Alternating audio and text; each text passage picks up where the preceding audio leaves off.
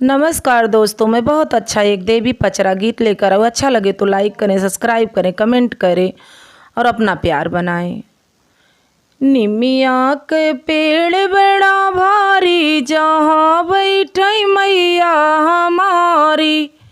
निमिया के पेड़ बड़ा भारी, जहाँ बैठे मैया हमारी। निमिया के पेड़ बड़ा भारी, जहाँ बैठे मैया हमारी। ना मोरी मैया की बागा बगीचा, ना मोरी मैया की बागा बगीचा। फूलवा चढ़ावे दुनिया सारी, जहाँ बैठे मैया हमारी। फूलवा चढ़ावे दुनिया सारी, जहाँ बैठे मैया हमारी। निमिया के पेड़ बड़ा भारी, जहाँ बैठे मैया हमारी। निमिया के पेड़ बड़ा भारी, जहाँ बैठे मैया हमारी।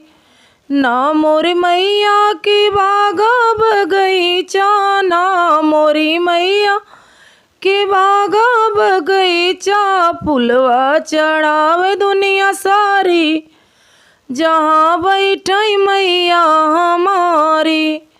फूलवा चढ़ावे दुनिया सारी, जहाँ बैठे मैया हमारी। निमिया के पेड़ बड़ा भारी, जहाँ बैठे मैया हमारी। ना मोरी मैया के तारा इनारा, ना मोरी मैया के तारा इनारा। जलवा चढ़ावे दुनिया सारी, जलवा चढ़ावे दुनिया सारी, जहाँ बैठे मैया हमारी। जलवा चढ़ावे दुनिया सारी, जहाँ बैठे मैया हमारी।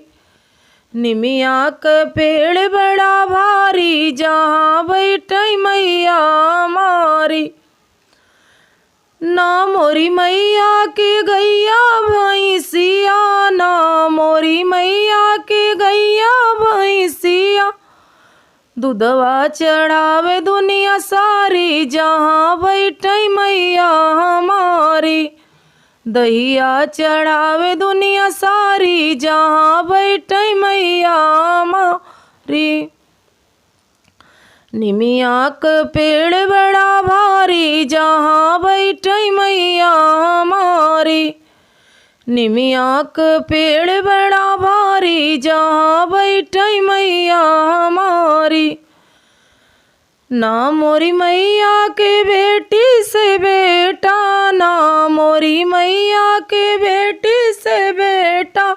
दुनिया कही महतारी, जहाँ बैठे मैया हमारी। दुनिया कही महतारी, जहाँ बैठे मैया हमारी। ओ तो यही जग महतारी, जहाँ बैठे मैया हमारी। ना मोरी मैया के बेटी से बेटा, वो तो वही जग महतारी, जहाँ बैठे मैया हमारी। लोगवा कही महतारी, जहाँ बैठे मैया हमारी। धन्यवाद। अगर अच्छा लगा हो हमारा पचरा तो लाइक शेयर कमेंट करें, अपना प्यार बनाएं। धन्यवाद।